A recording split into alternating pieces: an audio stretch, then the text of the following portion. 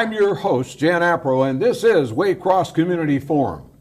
My guests today are Michael A. Folks, CEO and President of the Melbourne and Michael A. Folks Company Incorporated and Michael Folks Foundation. My other guests are Rosemary Coomson, Human Resources Customer Relations Manager, and Bettina Short, Public Relations and Marketing Manager. Welcome to all three of you. Thank you. Thank you. You know, Michael, after I reviewed your background, I noticed you were originally from Jamaica, which brings me to my first question. What inspired you the most about the United States of America? Opportunity. The reason I came to the United States of America was because of the vast amount of opportunities that America has to offer. And so this is the reason you came to the United States, just because you wanted to progress yourselves. That's correct. So having a piece of the American pie. So, you know, as a small child growing up in Jamaica, it's a third world country. And as you know, we don't have the industries like we do here in the United States. So it's always been one of my ambition to gain access and become a resident, a citizen of the United States, so I could share an American dream. You know, it's amazing because reading your background, I find that you've done very well by coming to the United States because you've certainly given a lot, and we're going to go over some of this right now. Who are the people who made the most impact on your success, and how was this accomplished? I would have to say my grandfather. My grandfather, and you start up by talking about the Melbourne and Michael Folks Foundation. If you notice, his name was Melbourne Folks. So he grew me up from I was a small child until age 15. And most of what I learned in my early development stage was through my grandfather. So he was extremely influential, and even today he remains my one and only hero. So I have to first and foremost show respect for that. It's bent, shaped, and mold who I am. And that's another reason why the foundation is in place, because we believe that in order to make a real contribution to society, you have to start with the children. And we'll talk a little bit more about that as we progress, but I would have to, again, say I would have to attribute my success to my grandfather. So good old grandparents, they do mean a lot, don't they? Absolutely. Okay. You've written a book, and it's titled Driven by Desperation. What inspired you to write this book? I think we have a copy here. I got a copy here. Go ahead if you want to sure. hold up yours too. That's fine. This is my first book. One will be, I'm sure there'll be several. We're in the process of writing a business book right now. But the first one is titled Driven by Desperation. And the meaning is quite profound, because as I started earlier by saying, I'm from a third world nation. And it's not easy. But you can allow desperation to do two things. You can allow it to destroy you, or you can allow it to propel you. I see my desperation that I was subject to grinding poverty as a young boy, a means to propel me to the success that I now enjoy here in America. America's been very good to me. I'm originally from Jamaica, but I am a naturalized citizen, and I'm very proud to be an American, and I'm doing my part in paying it forward and trying to contribute to the prosperity, long-term prosperity of this country. So how long have you been in the United States?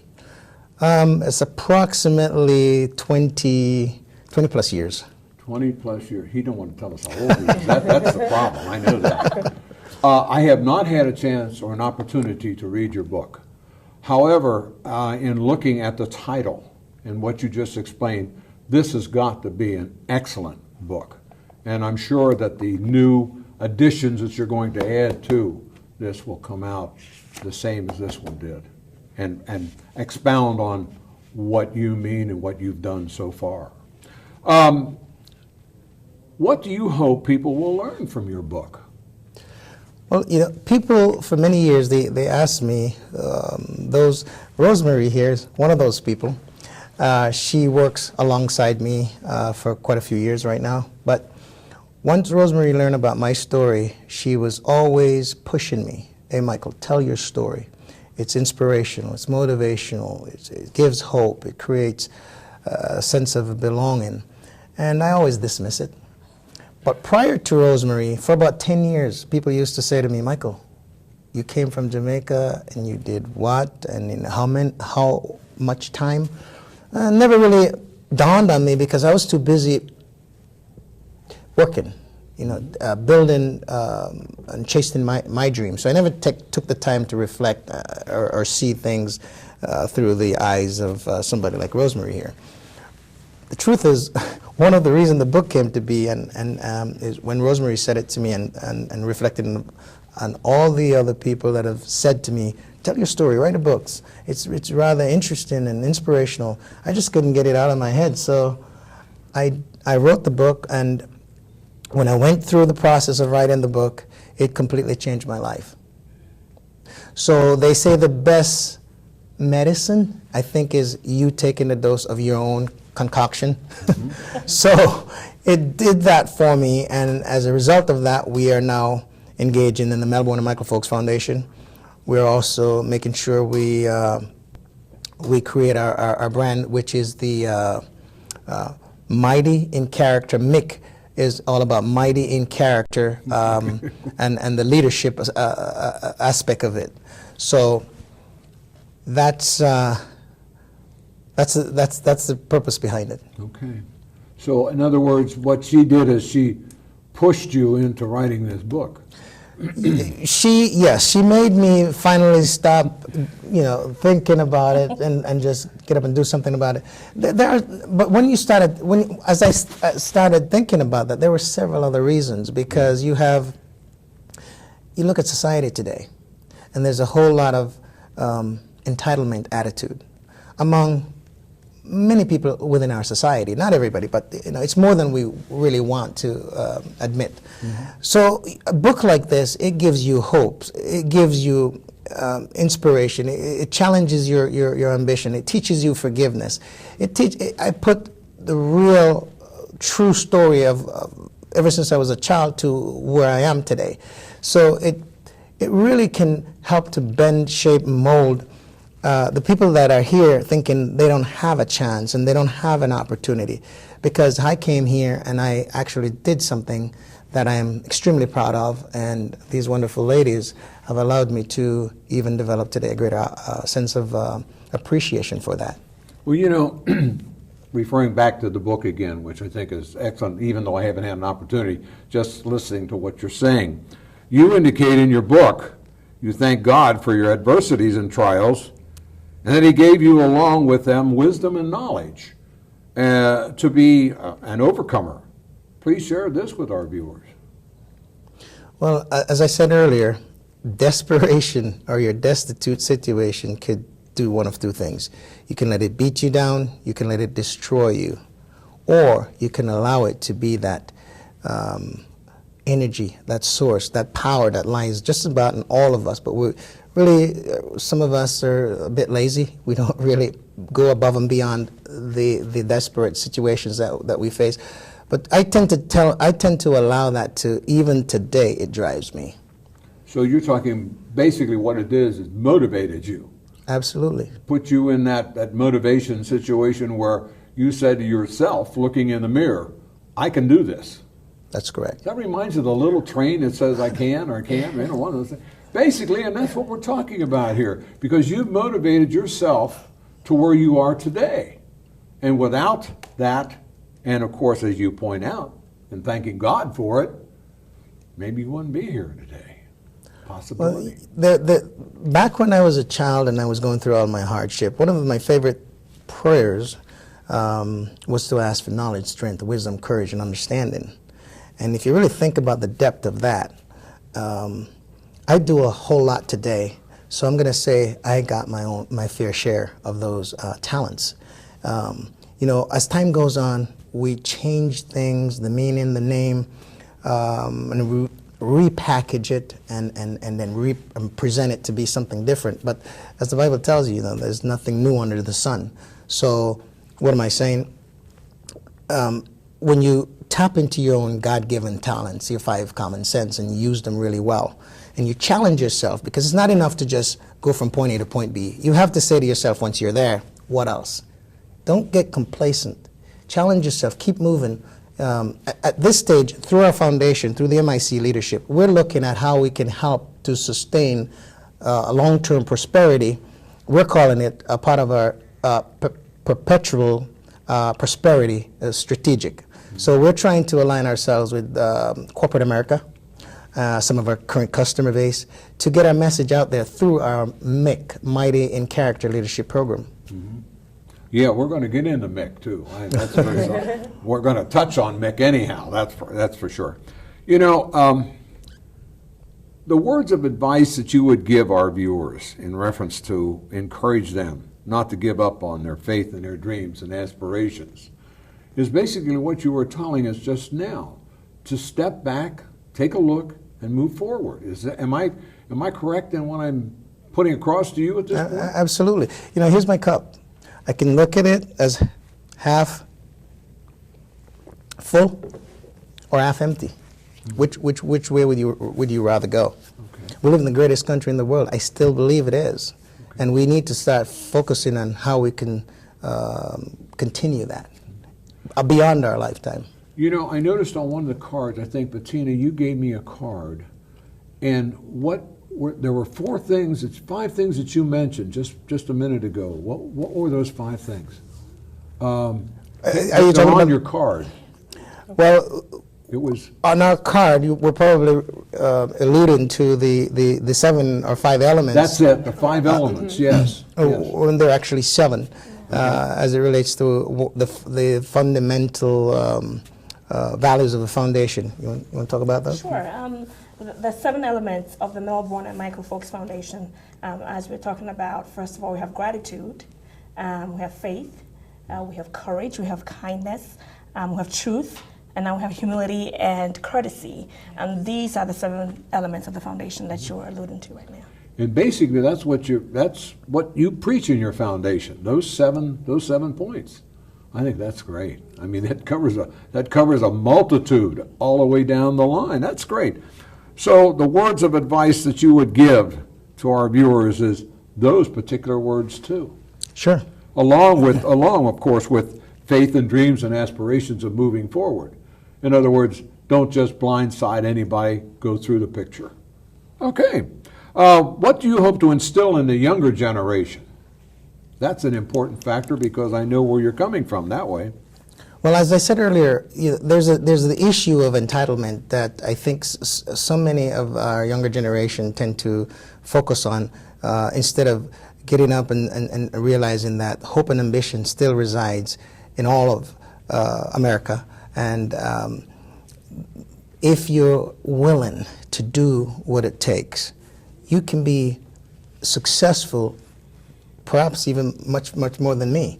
And I'd love, in our foundation, part of what we're trying to do is we have this leadership attitude where we're looking for children with that type of, I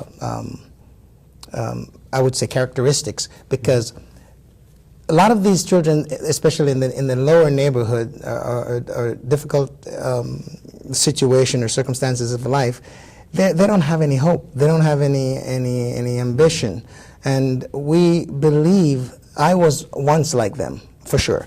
And look at what I did with my life. And I want to show them that, not because your situation is dismal, it doesn't mean that you have to succumb to it. You can allow it to propel you above and beyond. Think of your cup again as half full versus half empty. The time changes, but there are still opportunity out there. And I would leave you with this: do unto other people as you would want it done to you.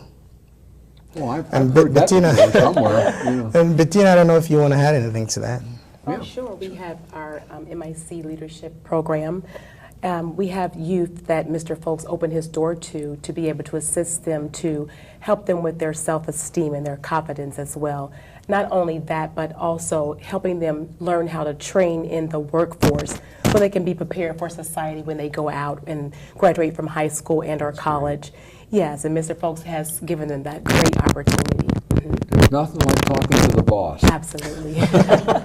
Well, no, I'm being very honest about Absolutely. it. You know, there's always the second hand, third hand, and fourth hand. But if I can walk in and I can talk to the president of the company right now, I figure, well, those other people are great, but that's the guy that's in charge of all of this, which means you.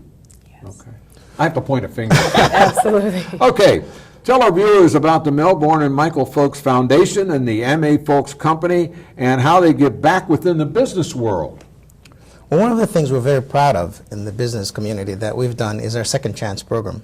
And what that does is it gives a second chance to convicted felons. So instead of closing the door, you know, in their face when they come knocking on your door because they have a felony, I think the way I look at it is you have prominent members of society that are given a second chance. So why are we not willing to give these felons a second chance? I can sit here and I can tell you there's at least 2 guys in the program that's done really well. I would trust them with my most valuable possession, and I'm extremely proud of them. That's one aspect of what we're doing currently in our business, and we've been doing it for years. The other piece of it is what we're doing through the foundation and through the MIC Leadership program. I'm doing all the talking, so I'm gonna let these ladies chime in a little bit. That's all right. They can chime in whenever they want to. Well, with like Mr. Folks Because was we're going to saying- talk about Mick anyhow the next Oh, time absolutely. around. Since you know you're the founder of the, give us the details if you want to. And our business, in you know, as it relates to the MA Folks Company, what we are is a value add provider. So our services is quite large. One time I remember somebody saying to me at a business convention, "So what do you do?" And I explained everything that we do, and they said, "So what do you really do?" So I'll try and hope that I don't confuse anyone, but here's what we do. We're a third-party logistic company. We focus on contract manufacturing, third-party logistics, inventory management, warehousing and distribution, kitting, subcomponent assembly. So we add value to what we do for you. Also, we build customized pallets and crates.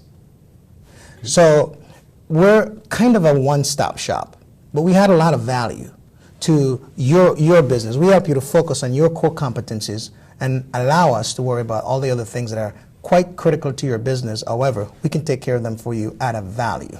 Mm-hmm. So great. So is that what Mick is doing?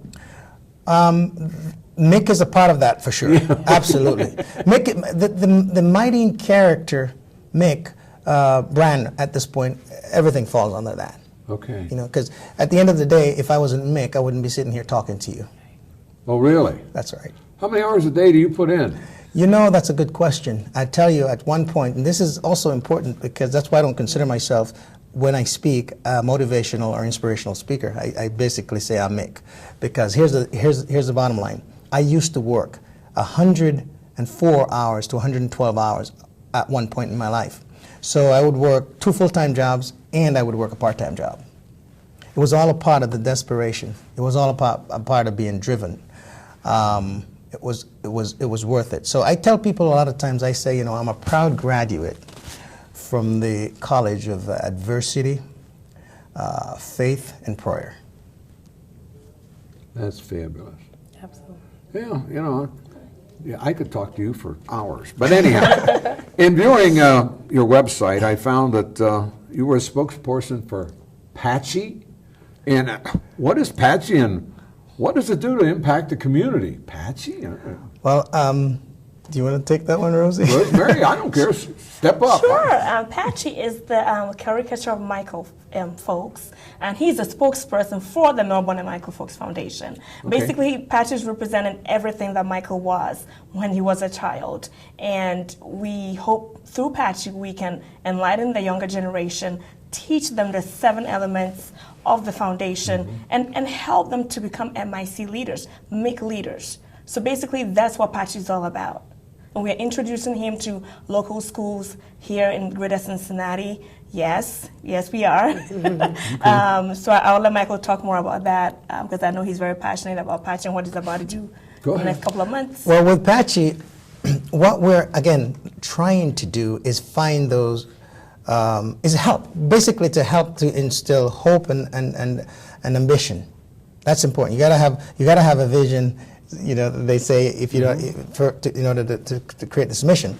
But Patchy, we're looking for some diamond in the rough, some of those kids that are hopeless but are brilliant, and all they really need is someone to do for them what my grandfather did for me.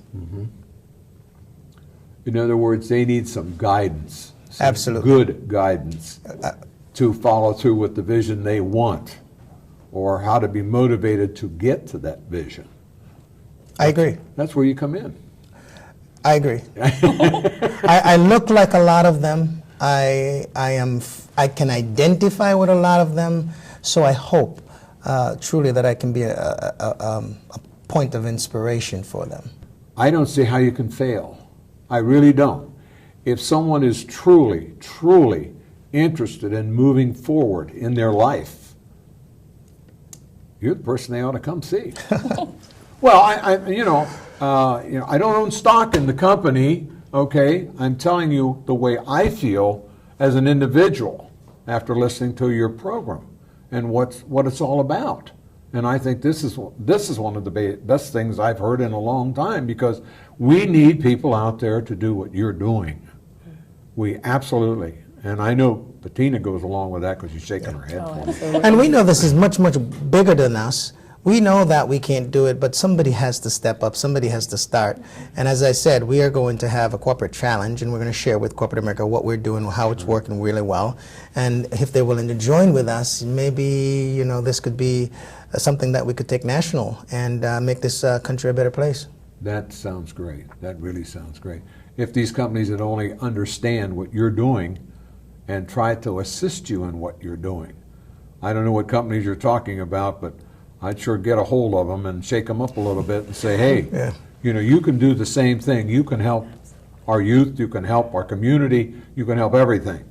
Yeah, and just so we're clear, it's not necessarily just companies. We're talking about individuals. Okay. We're talking about you joining us, understanding our mission, understanding our goal, playing a role. You're a very astute person, so you also have value that you can add. I only live from day to day with, I wake up to the new enlightenment. I'm learning as I go along too, and I'm sure some of those children that I work with, they motivate me too. For example, my foundation, I go back there just because I want to be sometimes reminded and be motivated. Because you see, a lot of us, we forget where we're coming from. You never want to do that. You always want to make sure, if you don't forget where you're coming from, then you always know where you want to go and how to sustain where you are. All organizations that I've ever dealt with have a mission. So what is the mission of the M.A. Folks Company in general? Well, I think when you get to a certain level in your life and you start reflecting like I did when I wrote Driven by Desperation, you got to start thinking about a legacy. Because none of us are going to be here permanently. We're all going to die at some point in time. And since this country has given so much to me, I look around, and one of the reasons I wrote the book was because sometimes we have to admit, some of our leaders aren't really leading from a place that is good and true. It's more self-serving. So I hope to help create leaders that are mighty in character. They won't compromise. They won't be self-serving. They'll be focused on the greater good. That's a huge part of what we're doing with our business today and within our foundation, and are looking for other people that can help us champion this movement, because that's the only way that you make a change, you make a permanent solution to a problem with the kids and through what we're doing right now. Because even the second chance, I've got so much fulfillment out of it that you live from day to day. The kids validate that you're on the right path, these guys that come in and work with you that people are afraid to hire, validate that you're on the right path. It's important. It's important that we do more of that. So we're wanting to leave a lasting legacy, one that really matters. Okay. Give our viewers a few points of what you believe a company can do to contribute to a better society, other than what you've already covered. Is there anything else that you can tell these companies that, how can we better the society that we're presently living in? I think we need to look at how we create perpetual prosperity. I think we need to look at how we reduce entitlement. I understand we have a book, you have brands, and you want to sell. But I'm religious, so I would say profits are great, but the preservation of one's soul is greater. Because I believe in all of us, whether or not we realize it, you will die, and that which resides in us lives on. And I like to think that when I leave, and I leave this world, it'll be far better. And my maker can say to me, hey, job well done, So I think profits are great. You can't exist. Money for me is a tool to get to the next point, but you don't make it the only thing that matters. So that's something to think about. Okay. Okay. In closing, before I get to Rosemary and Bettina here, real quick, because I'm not going to give them a few minutes to talk, because if I give them any longer, that they keep on and on. Anyhow, in closing, what's your goals, other than what you've already said? Your goals, your future goals for the MA Folk Company. Well, it's a difficult question. I know, that's the reason I'm asking it. Let's see if I can answer that. Life for me is about transformation and evolution. So if I set the goal here, and then when I meet the goal, I then raise the bar and I create new goals. Because you always have to evolve. You have to and transform. So that's the best answer I can give you. There's no end. There's only evolution. And in our business, so for example, we were so heavily into automotive one time. And then when the market tanked, we could have been totally out of business. Mm-hmm. But in our business, we have so much diversity built in. I said to you earlier, that person that said to me, so what do you really do? You do all these things. Well, it's like your personal portfolio. And really, when you look at the larger companies, they're just as diversified. So we look for opportunities. We're excited about this MIC approach. Right. And we believe that it's going to take us to new heights, and we feel prepared for that. So we're looking forward to the new enlightenment that awaits us. We're looking forward to the new challenges, and we're looking forward to the new opportunities that are being created. Okay. Well, believe it or not, our time is up. Seriously. And I'm sorry I could not get to Rosemary and Bettina, but maybe in the future. Okay? I want to thank our guests, believe me, for being here today and introducing our viewers to an outstanding and just an outstanding company and incorporated, whatever you want to call it. The MA Folk Company Incorporated is just fantastic. And I want to thank all the volunteers who were here today, because without these volunteers, these shows would not be possible. I want to tell you that real quick. If you're interested in becoming a volunteer here at Waycross Community Media, please call us at 825-2429. And this is Jan Apro. Until next time.